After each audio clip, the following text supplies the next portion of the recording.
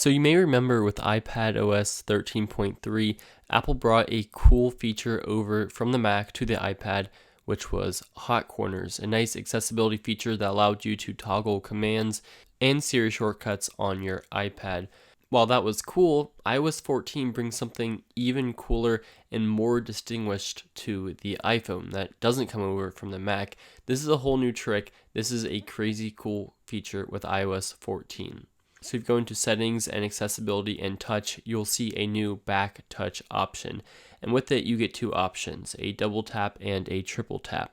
And basically with this, you get the same options that you get for a variety of other shortcut settings on your device. So you get things such as home, control center, lock screen, notification center, screenshot, and Siri. But then you also get some accessibility settings such as assistive touch, magnifier, and zoom. You also get scroll up and down, and then you get your full range of Siri shortcuts, which is great.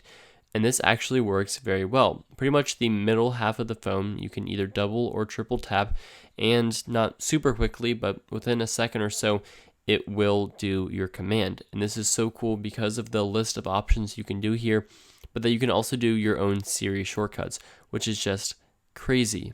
Now this does work with the case. I have tried it with my Apple leather case and I had no issues, but this is just a super random feature, but I can see it as being a really awesome accessibility setting if you need to toggle on any of those accessibility settings just with a double or triple tap of your device.